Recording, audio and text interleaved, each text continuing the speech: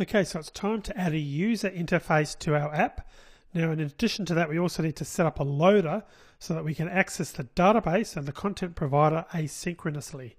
Now, just to recap, asynchronously means that we can access data without impacting on the app. So in other words, we can do things in the background. So what we're going to do, we're going to start off with a minor fix to friends provider, which I'll explain when we get to the code. We're going to tweak the friends contract class, and then we're going to set up a new class that's going to contain the basic data information pertaining to a friend within this application. So let's make a start. Okay, firstly we need to make a change to friends provider. I've got that on the screen, and what I did was made a little mistake. And if we scroll down, I'll show you what I've done.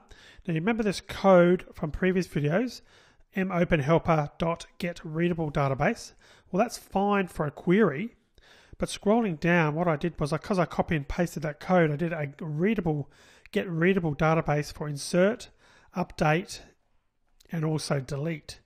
Now, of course, if you're reading a database, it means you've got no write access. So those operations would fail if we go to do that. So what we need to do is just make a change, and we'll literally just make that .get writable database. So I'm going to do that in those three places: the insert method, the update method, and then the delete method. Writable database, and then lastly, under the delete.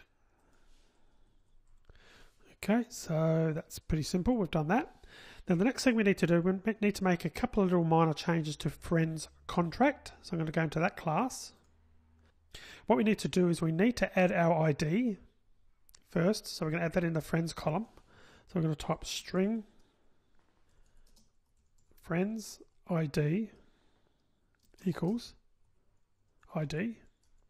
Then also down here, we're going to just add a shortcut so we don't have to type so much code in later classes. We're going to add a definition for a table called URI table. So we're going to call it public static final URI. We're going to call it URI table because it's the table of those friends columns, and it's going to be equal to URI.parse base content .toString. So we're taking the definition that we've got above, and then we're adding plus path friends. So that's just a shortcut to be able to access that particular URI without typing more code in the main class for accessing, which I'll show you a little bit later on. Okay, I'll just fix up that typo for static.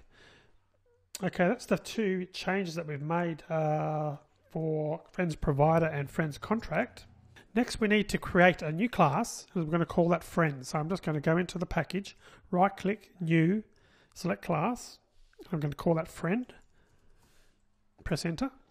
Now this is literally going to be just a single friend record, if you will, in the database. So we're going to use that to transfer around the place and be able to display, etc. So it's going to consist of the 4 fields, which you probably know by now: private int ID, and we're calling it underscore ID because by convention that's why the primary key is called in SQLite. So we're going to keep that convention, and we're going to set up a variable for each of the 3 other pieces of information which we're recording, which is name and phone and of course email.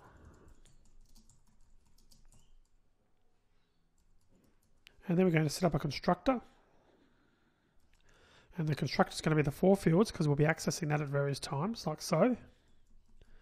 And of course we're going to set up some getters and setters so that we can access those variables when we need to. So I'm selecting getter and setter. I'm going to select all 4 and create them. And what I'll just do is manually fix these here because they haven't really got the right naming convention. And that's because we used the underscore. So I'm just going to call that get ID, like that, which is the proper Java convention. And likewise for set ID, we're going to do that as well. So that's it. We've now created our friends class. So I'm going to end the video there and we'll move on to the next video.